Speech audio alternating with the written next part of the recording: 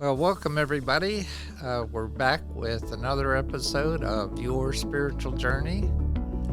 And today we've got a guest who's close to my age. So you're going to hear from two old men today. Anyway, let me introduce David Russell. He's from East Tennessee. And he's got his master's in education from the University of Pittsburgh in counseling education. He was a kindergarten teacher for 34 years, and he's a licensed auctioneer in both Pennsylvania and Virginia. At one point, he was a member of Actors Equity, so we expect a good performance today, Dave. Okay. Yeah. He's now retired and loves to read. And he's led laughter yoga groups for the last 20 years. So I'm sure we'll get into that. He also started Rosenberg's Compassionate Communication in Pittsburgh in 2005 and continues doing that, right? Yes. Okay. I know David through a mutual friend, and I don't know if I don't know. I didn't ask if I could mention his name, but it's Bill Vanderveer, who attends the same church that I do, and I've known Bill for many years, but David's known him for a lot more years than I have. So without further ado, I'm going to turn the mic over to you, and let's hear about your spiritual journey, starting with your childhood. Starting with my childhood. Okay. Well, you mentioned I'm from Tennessee. I was born in a not-so-little town anymore, Maryville. If you were raised right in Maryville, it's pronounced as if it's spelled Marevul, Maryville. If you grew up out in the country, and I was fortunate in having a city grandmother and a country grandmother, you pronounce it Merville as if it's spelled M-U-R. And if you pronounce it Maryville, you haven't even been to Tennessee yet. Yeah. So to lead off with something like that. Well, to start out, I was born in 1940 in Dr. Kittrell's office right down the street from my grandmother. My mother was staying with her while she was waiting for me to be born. And April 16th, 1940, they just walked down the street to Dr. Kittrell's office, and that's where I was born. I lived in Maryville with my grandmother for a while, the city grandmother. My mother and I both lived with her while my dad traveled.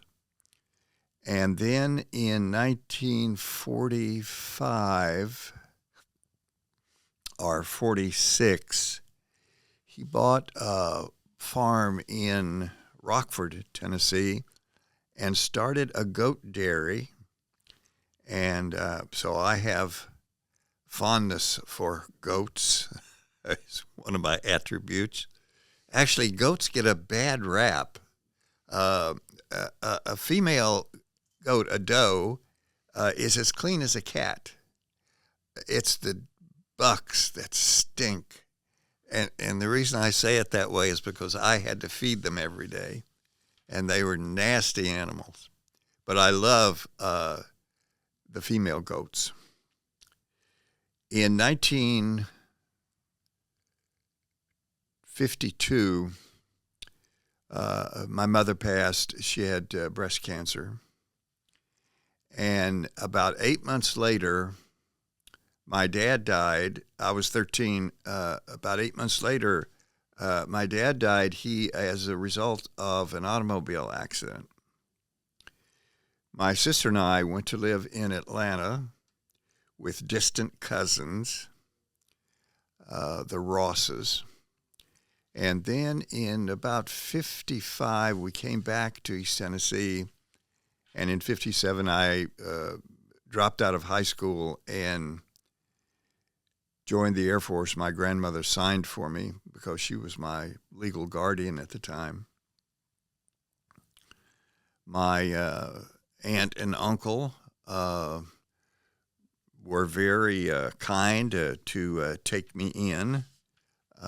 And my sister went to live with my grandmother. I went to live with my Uncle Calvin and Aunt Edna, and joined the Air Force when I was 17. As a matter of fact, left the day I was 17 for the Air Force. Someone came around after I'd been in about 6 months, and they said, "Do any of you guys want to get your GED?" And I said, "Yes, what is that?" And they said, "Well, it's a high school equivalency. You'll go over to this Quonset hut for 4 afternoons for 2 hours and take a battery of tests." Well, almost before the guy was finished describing what it was, I said, "Yes, I want to do that. I just wanted to get out of the Texas heat." It was April in Texas, and it was really hot. And so I got my GED. I took this battery of tests and got my GED. One of the things that I am most proud of is that through some friends, through connections, in 1977, I graduated with an M.Ed. In counseling, and I went from a GED to an M.Ed. in 1977. And before that, I had gotten a non-degree certification in child development, and that put me on the course where you had mentioned that I had taught nursery. I did, taught nursery and kindergarten for many years. And that's where I know our mutual friend, Bill, from, is teaching with him at Valley Child Care out in Oakmont. So can I Sure. back you up a bit? And so now that we have your chronological history, Yeah. I'm interested in your spiritual history in terms of, did any of these relatives go to church, take you to church? Did you have any background spiritually as you were growing up? When I lived with my grandmother, my sister and I both lived with my grandmother for a very short period of time. And she had been very active in her church. It was a Methodist church. And she would come hunting for me on Sunday mornings. I would be hiding somewhere. Really up in a tree or under a bed somewhere, and I have this image of she wore these big old ladies' black shoes, and I remember hiding under the bed and her looking for me and seeing these big black shoes walk back and forth, and she would find me and drag me reluctantly at 13 or 14 to the Methodist church. I don't have anything against the Methodist. I don't have anything against any of these different paths that I have followed.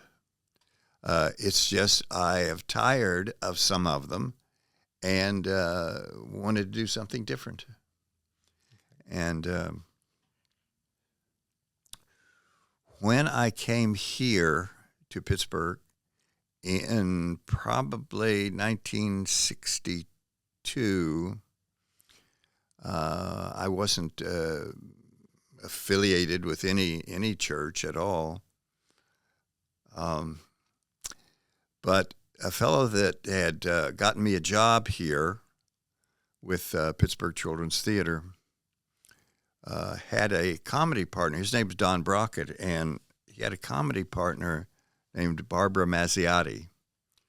And I think one of the first things I was attracted to by her was I thought she had a exotic name.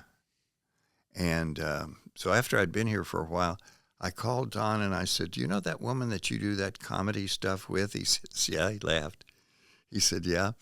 I said, "Is she married?" Well, now he got a big kick out of that, and he says, "No." So I said, "Well, ask her if it would be okay if I had her phone number." And he did, and it was, and I called her up, and we started going out, and we got married. Um, and that was the first marriage.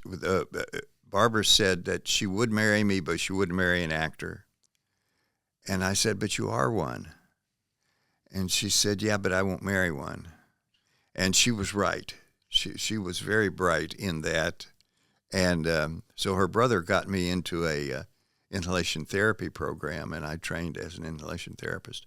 Well, I have to say that makes you famous in Pittsburgh because Don Brockett and Barbara were very, very well known throughout this area. Oh, they were. And when I mention them, as I do sometimes when I'm introducing myself to folks, a lot of people remember them fondly and how funny they were. And we were married for about 8 or 9 years. We have 2 children, grown. Now they're in their 50s. My older son lives in New York City. My daughter lives here. I have 2 grandchildren. And then I have a younger son from my second marriage. He lives in Pittsburgh also. So during that time with Barbara, I became really active in the Catholic Church. I went to confession and wore scapulars and did the whole thing, and was even given a guardian angel, which was an aunt of Barbara's, and she would write me and call me and tried her best to give me some direction in Catholicism. She was quite bright and a good teacher, but she was very unsuccessful with me. I was more still in my 20s and late 20s and early 30s, still being very much of a rebel. Let me interrupt again. I'm sorry? Because you said a term that some of the audience may not be familiar with, Which is? and that is a scapular. Well, scapular is a, I always call them prayers that you wore. And instead of wearing a chain with a cross on it, many people, when I was active in the church, wore these little felt rectangles that had prayers on them. Okay. So they were prayers that you wore, is the way I looked at them. Was a scapular. And Barbara, my first wife, introduced me to all of that. Her family was very religious. She had 5 brothers and sisters. They all went to church all the time. I said, "Man, this is a lot of church." And there's a lot of standing up and sitting down. As a Methodist, we didn't do all that standing up and sitting down as the Catholics do. But over the years, that was the first really thoughtful adult interest that I had in a higher power, a spiritual path, thinking of living a life of service, all the things that entails, I believe, in a spiritual path. And to me, the biggest thing that happened for me as far as affecting my spirituality, if you will, is getting sober. Because in the late 70s, early 80s, I was pretty much drinking myself to death. And that was a kind of an anti-spiritual path I was on, if anything. But I got sober, thankfully, and one day at a time with a lot of help. I've been sober for 38 years, and I consider that in the many, many different things that I have done and different spiritual paths I have looked at, anything from Catholicism that I was involved in for a while, or a sweat lodge. I've been to 2 or 3 Native American sweat lodges. And during that time, the fellow who was running the sweat lodge would teach us about the spiritual path that he was on. And then he would say, well, now I got to open up the flaps on the sweat lodge, because he was Native American, but he said, you white folks can't take the heat like Native, like my brothers and sisters can. I got to open the flaps on the sweat lodge. And we were all grateful for him. So that was one of the places in my life where I was grateful that there was a leader that I could identify with. Because in the Catholic Church, and again, I have no anger towards them at all, I didn't identify with any of the leaders that I ran across, teachers, leaders, priests. But in various things that I have been attracted to, especially my sobriety, my 12-step program that I'm active in,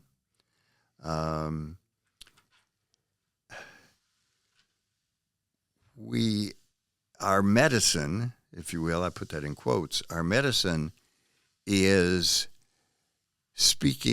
telling our backgrounds to each other, what happened, what life was like, what happened, and what our life is like today. And in 12-step program, that's our medicine. That, to me, is the closest I could come in my life today to saying that that was a conscious, helpful, focused spiritual path. Learning to trust a higher power, which today is AA, and which in general, and my home group of friends that I see almost every Friday night, specifically, that group, I believe, is my higher power. When I came in over 30 years ago, I had a more traditional higher power. Today, I think I have,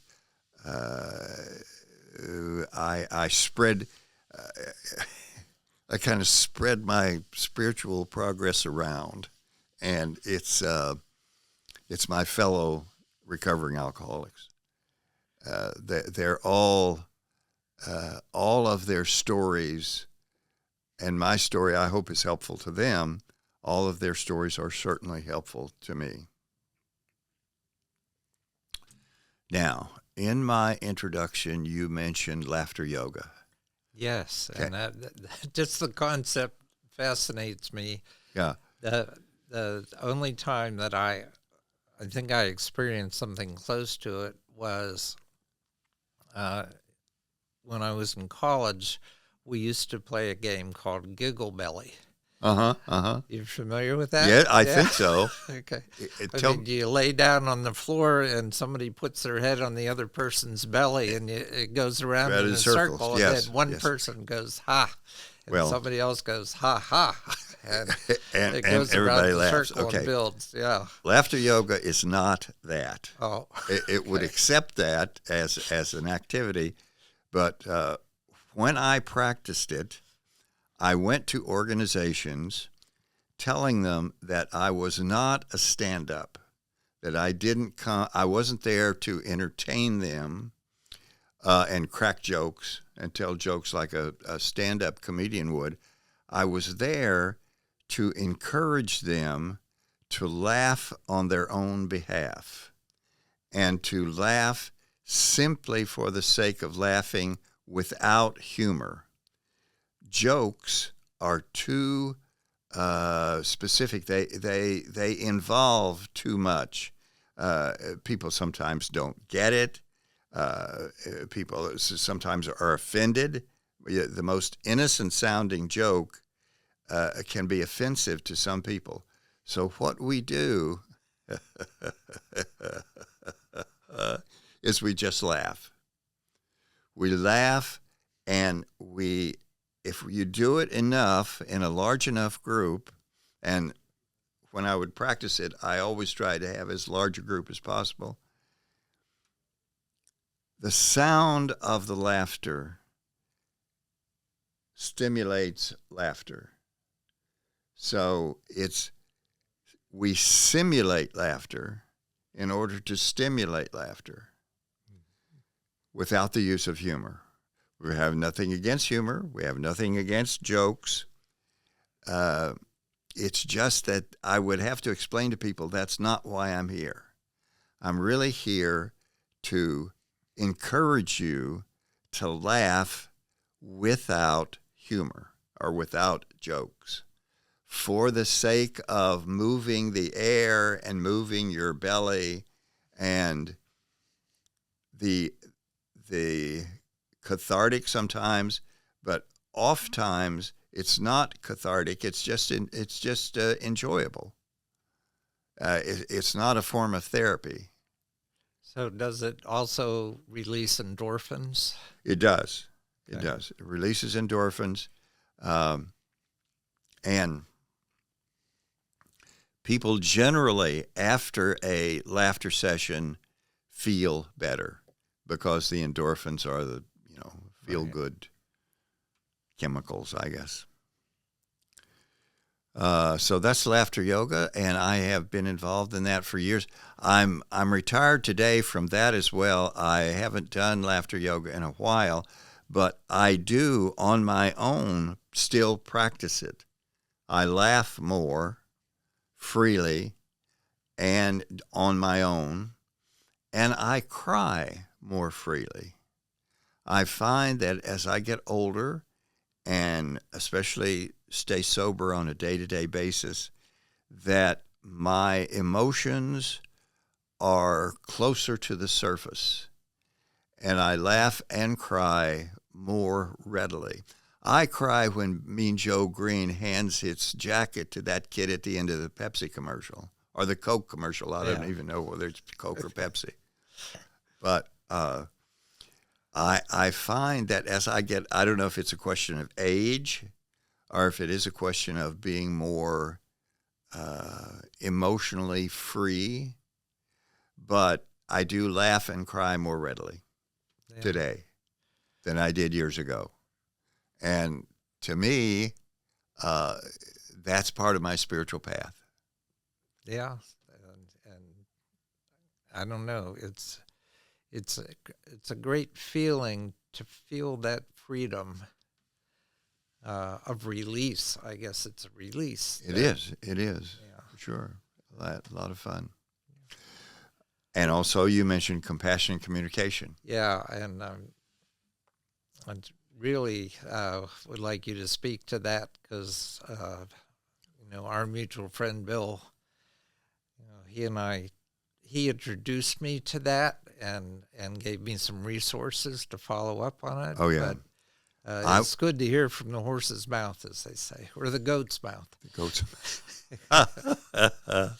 I was told Bob earlier when I was a kid I was called the goat boy because we had a goat dairy rather than a cow dairy, and kids thought that was novel and something to tease me about. But in 1966, somewhere I think along in there, I was doing one of my favorite things on a Saturday morning, and that's out at the yard sales and flea markets. One of the things that I didn't put there is that one of my favorite hobbies has been for years, I don't know how spiritual it is just on a Saturday or a Sunday going out to the yard sales and the flea markets. It's been one of my, I guess that's more of a hobby than a spiritual path. But I was out one Saturday and I walked up this person's steps. They had things for sale set out on their steps. And there was a stack of magazines tied up in a bundle. And there was a really attractive magazine right on the top. It was a snowy scene in a wood that had a stream running through it. And it was the, I don't know if they say tricycle or tricycle. It was the Buddhist magazine. And I asked the woman who was selling her items there on her yard sale, I said, how much for the magazines? And she said something that's just dear to the picker's heart. She said, take the whole stack for $1. Yeah. We pickers love to hear that. So I did. And I got them home, threw them in the back of the car, got them home. And a couple of days later, I was caught by that top magazine that had that beautiful snowy scene on it.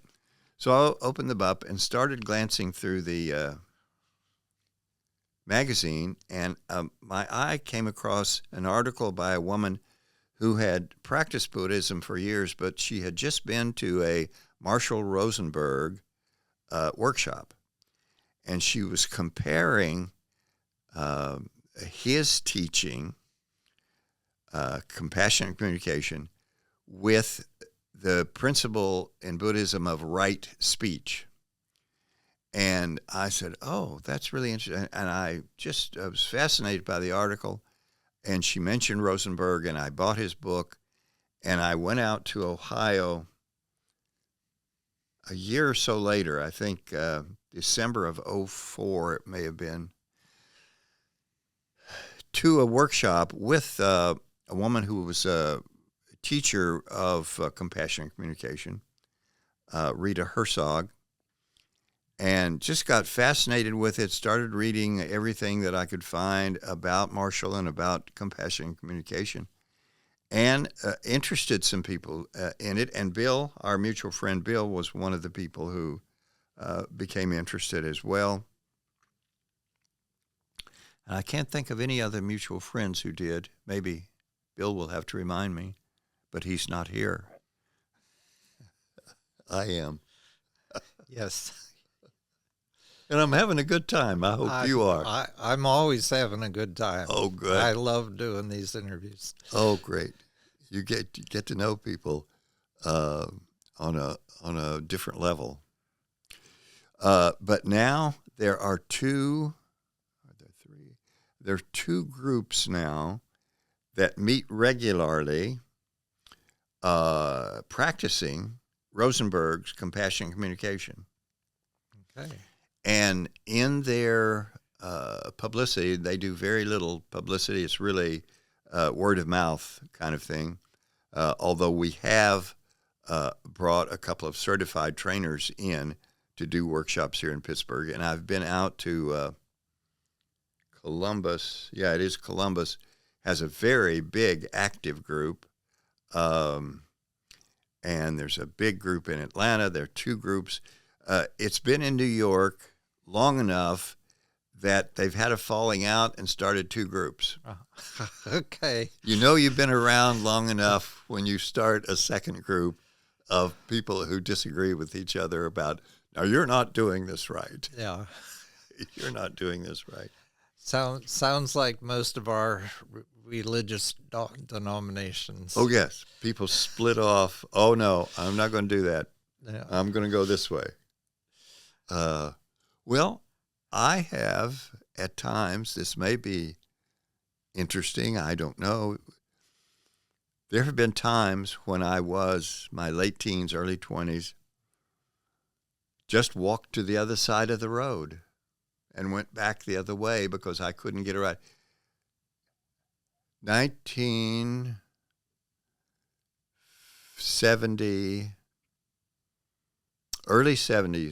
to mid 70s, I was hitchhiking to California, and I was in Tucumcari, New Mexico, and it was hot. I think it was in July, and I couldn't get a ride. I was standing out in the sun for hours, it seemed like. So I said, well, I'm just going to go back the other way and start over again. So I walked to the other side of the highway, and pretty soon a guy stopped. I put out my thumb. A guy stopped. He was driving a little green TR3 Triumph. Oh, my sister had one of those. I remember Oh, those. a Yeah. beautiful little sports car. And he said, where are you going? I said, well, I'm going to California. He said, son, you're going the wrong way. I said, well, I know I am, but I thought I'd just go back up into Oklahoma or back up into Kansas and start over again because I can't get a ride. He said, well, can you drive a stick shift? And I said, oh, yeah. And he said, well, and he scooted over and he said, just wake me up after 2 or 3 hours. I've been driving all the way from California. He didn't know me from Adam. There are people that are trusting out there because you got to remember this was the early 70s. Yeah. There may have been more trusting people around. I wouldn't hitchhike today. If it were part of my spiritual practice to hitchhike today, I wouldn't do it. Yeah. I would find another way to be spiritual because hitchhiking today is dangerous, either to pick people up or to hitchhike yourself. Anyway, I drove for a while, and we stopped, or he woke up after a couple of hours of just napping, and we went in. He bought me a cup of coffee, and I went back now to the western side to hitchhike going west, and 2 sailors who were just coming back off leave, they said, where are you going? I said, well, I'm going to Burbank because I have a friend who lived in Burbank. They said, well, we're going to San Diego, but we'll put you, once we get out there, we'll put you on the right road. And they did. Now, it's just off the top of my head, Bob, if I were to say what had affected my spiritual path more than anything is the people in my life, all through my life, starting with the cousins who took me and my sister in when our folks died. All of my life, there have been people who gave me a leg up. So many people have just said things like, well, can you ride a horse? And when my 2 Air Force roommates and I people would ask us things about when we were trying to get jobs after the service, if we could do certain things, we said yes, but what we really meant was we could learn to do something very fast. Yeah. We weren't saying, yes, I can ride a horse. I was saying, yes, I would like to learn to ride a horse. But that was what the yes was to. So I didn't consider that dishonest. It was a little bit, I guess. But to get back to that thing that just hit me just now, Bob, and that is all the people over the years, even with the death of my parents and starting afterward, I note, I guess what you could call a spiritual, maybe angels. My daughter, my granddaughter realized in 2020, I had just seen her up in Regent Square somewhere, and she said, Pappy, they call me Pappy, and she says, Pappy, do you realize you're stumbling and slurring your speech? And I hadn't. I thought I'd just stepped in a hole. But she went across the street and got her mother, and her mom came back with a friend of hers who happened to be visiting, who was a nurse, and the nurse took my pulse, talked to me for a minute, gave my daughter one of those looks, and my daughter said, Dad, I'm calling the paramedics. And I went like this. I just started to do that old macho BS and object. I started to say, oh, it's nothing. I'll be all right. Don't worry about me. But something clicked. And I just said, I put my hands down and I just said, okay, I'm in your hands. And I give credit to my granddaughter, of course, then my daughter, of saving my life right there and then. And I had just come from the doctor's office, interestingly enough. Yeah. And he didn't see it. This stroke had happened between the doctor's office and the bank in Regent Square. Because when I came out of the bank, I was stumbling and slurring, when I started to talk to my granddaughter, and she noticed that. And at the time, she was only like 14 or something. Young teenager noticed that she thought I was having a stroke. And she went and got her mom. And so I assess that that's one of the central angels. That's one of the central people who gave me a leg up. That one was a little bit different, but she's in that big category of people who have just said, oh, okay, here you go, take this. I said, oh, okay, yes, I can ride a horse, certainly. Or I can drive a stick shift. I can drive a stick shift. But I could actually drive a stick shift because I learned to drive on the farm, and most of the tractors and trucks and things were stick shift. So I wasn't fibbing there. I could actually drive a stick shift. And I guess the guy, after I got out on the highway and made a few shifts, he just dropped off to sleep and slept for 2 or 3 hours. I could have just kicked him out and stole his car. But for some reason, I was with my parents long enough that I got, and this only came to me later on in life, I was pretty angry and upset at myself and at my parents. I was upset at my parents for dying. Kids will do that. If nobody explains what happened, kids will make it up. Adults will do that also. I was looking at the moon the other night out my window. I have a beautiful view northeast out my big picture window up on the 7th floor. And it just hit me. I said, imagine back 30,000 years. Don't even need to go back that far. When people looked at the moon and had no idea what it was or what it meant. And so they started making up stuff. Mm-hmm. And some of it was spiritual, I'm sure. I'm sure it was. Because everything that we've made up can't be wrong. I think a lot of it is, but I don't think everything we've made up can be wrong. I think we've made up some very good things.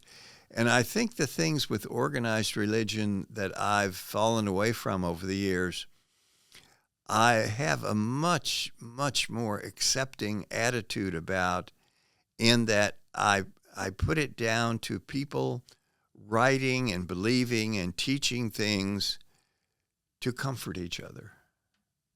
Because this is just scary as hell if you don't have something to hold on to. Yeah. I think it is. And so my faith, as it will, my path, is in people who have helped me and organizations that have helped me and family that has helped me.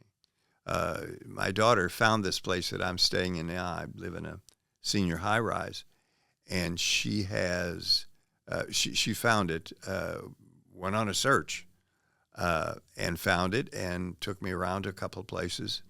And the people I live with today, there's in the complex I live in, it's a senior high-rise, there's 191 apartments. So there's well over 200 people because some of those apartments have couples in them. Most have singles in them. But some of them, so there's a couple hundred people. Now, they weren't all watching the ball game last night, but probably about 20 were. And we had food, and I donated a pizza. And I wouldn't have gone to that unless I had been able to donate something. And that came from some of the things that I learned in my family, both the family in Atlanta and the family back in Tennessee, that for a while I didn't value, but today I do. I really value honesty, equity, things that I learned. And it took me a long time to come around to things that I learned from my grandmother, especially because she was the one who used to drag me to church. And I just really disliked it. But now, even looking back on that, and like I say, I don't make a joke out of it. I have nothing against the Methodists, but that's not my belief today. I have a friend who we kind of had a falling out for a while because he thought that I should believe a certain way. And I said, look, I don't think you should believe a certain way. Why do you think I should believe a certain way? Well, he wanted to proselytize, and I didn't want to be proselytized to, if that's even a word. I was talking to my kids the other day, and I said, since I've had these 3 strokes, I've noticed a little diminution in my cognitive process. My older son just cracked up, and he said, Dad, if you can think of a word like diminution, I don't think you have to worry about slowing down mentally from these strokes that you've had. But they've all been small strokes, little strokes. They actually showed me when they did the MRI, they can show you, right? They do those slices on the MRI, and they can show you right where the stroke happened. And they say, well, these are all small. We're not so concerned about the size of them as we are the frequency of these small strokes. And I said, you keep calling it a small stroke. A stroke is a stroke, whether it's small or large. Okay, I'm running out of steam, Bob. What do you have for me?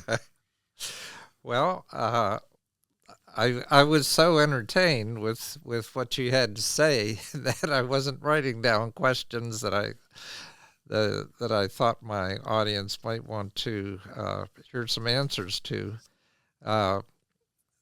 That word scapular that we talked about earlier kind of reminds me, I guess, of in the Jewish religion they have prayers that they put onto their clothes and wear.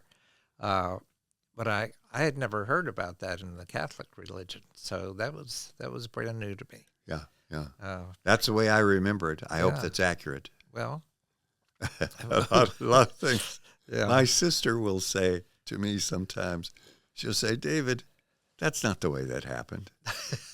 Yeah. And I'll say, well, how did it happen? Because she has a better memory for these things than I do. Yeah, my wife does that to me. But I know that in reviewing your history, somewhere in there you became an auctioneer. And how did that fit into all these other events that were going on in your life? Well, I think it's along the same lines of acting, because I think a good auctioneer is somewhat an actor. No, at one time I belonged to the Pittsburgh History and Landmark Foundation. Okay. And I was over on the north side talking with oh my, Jamie Van Trump was a art or an architectural historian or architect or something. And at that time, he was in his 90s and telling us these wonderful stories about growing up. But people were donating things to Pittsburgh History and Landmark Foundation that they couldn't use. Marble fireplaces and ornate balconies and trim, architectural trim. And somebody said, well, we could hold an auction and get rid of some of this stuff and use the money to do other repairs to homes. And he said, well, we'd have to hire an auctioneer. I said, no, I'll do it. Okay.